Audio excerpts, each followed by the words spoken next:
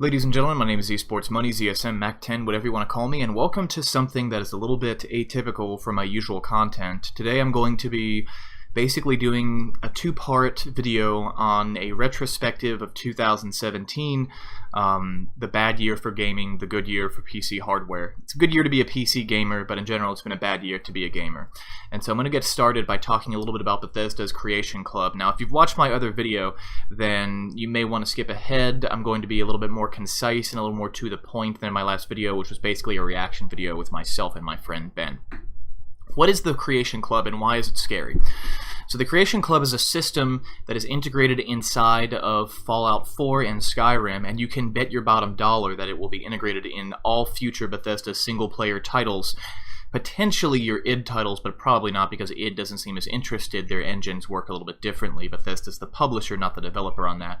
And what it does is it lets you buy quote-unquote mini DLC inside the game. In truth, it is just paid mods. It is a terrible, terrible, terrible value proposition. You're spending $5 on things like a single quest that gives you a single item when you could be spending $15 or $20 on a full-length DLC from the developer.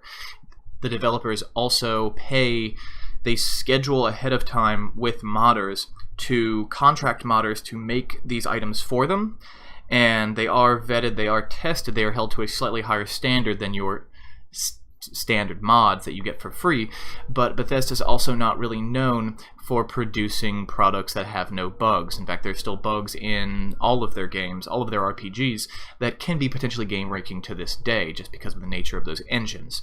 So they pay these modders ahead of time to make the items for them, and so because they're being paid ahead of time, they're being paid like software developers, and so they don't get any cut of these items. These items are made by the contractors for Bethesda, and Bethesda then sells them and takes 100% of the profit, which is very similar to what Bethesda would be doing with a DLC, except Bethesda uses an internal DLC team, pays a little bit more to make it, and then sells it to you for about 3 times the price, as little as 3 times the price in some cases, and you get a fully functional piece of DLC and essentially an expansion pack. And I think Bethesda is a company that's been very careful to start calling their expansion packs DLCs so that they can blur the lines when they start doing things like the Creation Club.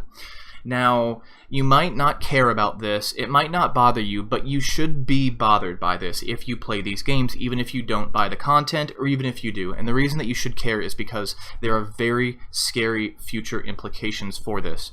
This is going to lead us in a direction where there is no longer such a thing as free mods. This is going to lead us into an area where there are integrated advertisements in the game, because these mods, the Creation Club, actually works by installing something to your game. It installs every single possible mod that you can get from the Creation Club onto your computer, and then basically charges you money for the privilege to interact with files that are essentially already on your computer. Now, this is acceptable behavior for an MMO, but not for a single-player title.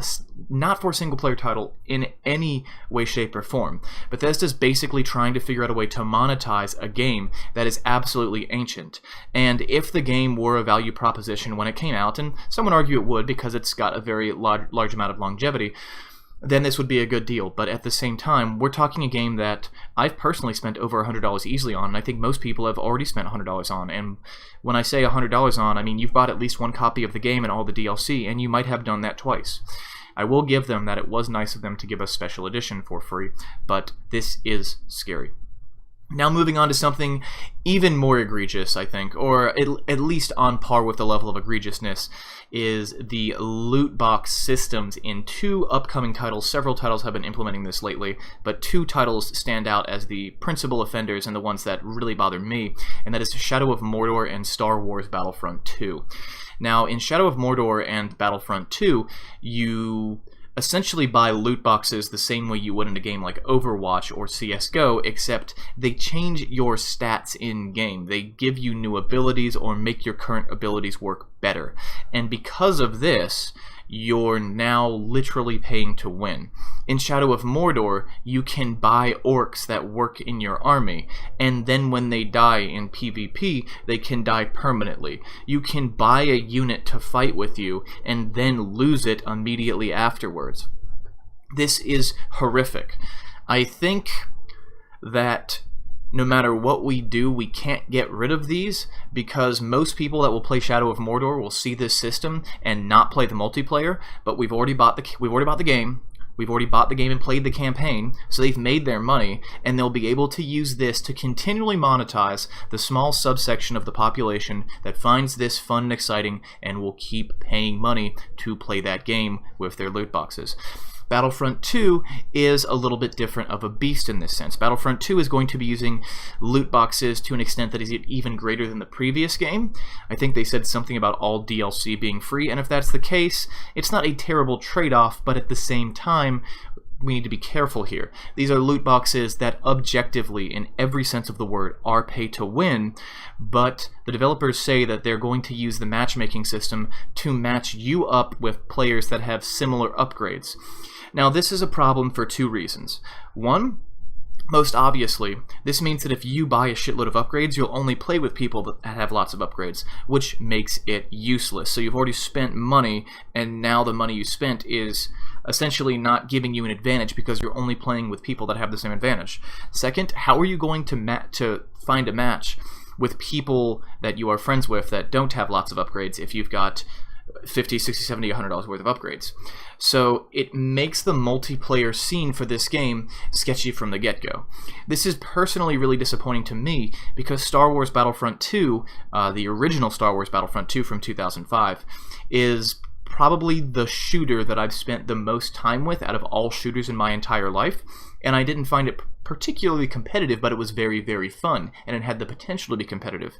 Shadow of Mordor and Battlefront 2 will never be viable, popular, competitive games if they have a working loot box system throughout their history, and if they do, the competitive scene will have very specific restrictions on what you can and can't have in their games. It just convolutes everything. It takes away any multiplayer potential from these titles, and it normalizes putting pay-to-win features in games that you've already spent $60 on. That's a theme you guys should be seeing through this whole spiel, is that we've already spent $60 on each of these titles. Now moving on to Valve. So Dota 2's got a card game coming out called Artifact, which will be released next year, that no one really cares about, but it could be a better value proposition than Hearthstone, because knowing Valve, you might be able to trade cards that you get from booster packs, because Valve is typically more consumer friendly, but it might follow Valve's more recent trend of being a bit less consumer-friendly, because so many websites are using Steam's API to enable their websites to gamble with Valve items that Valve might make Artifact cards untradeable. Valve is in a very, very horrible position right now, because if you make all of their items untradeable, then you take away a big part of what the Steam community is, and you reduce the value proposition. I feel worse buying a cosmetic item in Dota 2 knowing that I can't give it to anyone, knowing that I can't sell it, knowing that it's locked to my account. It's something I don't like about Blizzard games already.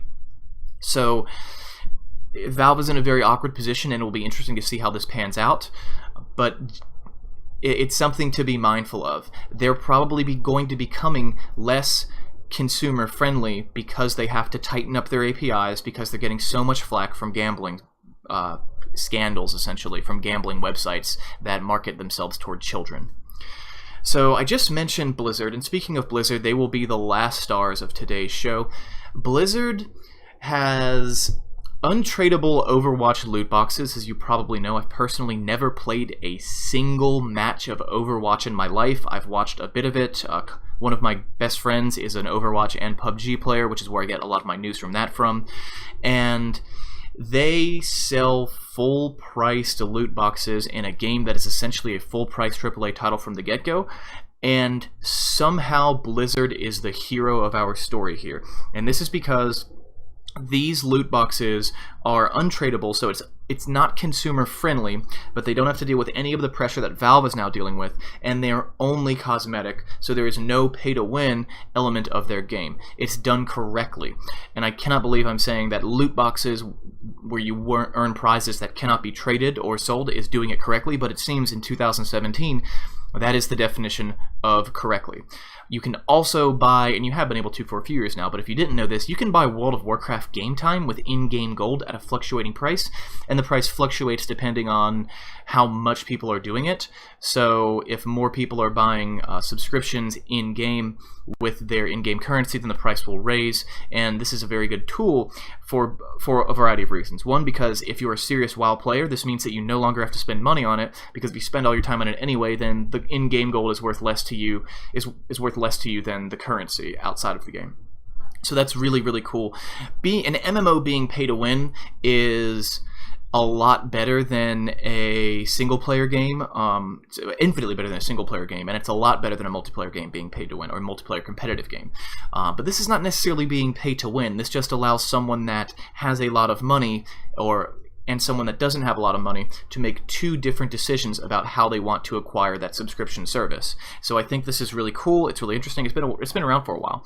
Blizzard also released Starcraft Remastered this past August, and it looks really, really fun. It's essentially a remastered version of the original Starcraft and Brood War, and it looks absolutely phenomenal. I haven't personally tried it yet, but I intend to buy it pretty soon. I mean, I enjoy the Starcraft II engine more because I'm a scrub, but it's a great value proposition. It was only like $20 when it came out. They made the original Starcraft free, and they've promoted the game for what I would assume for them is not a lot of profit.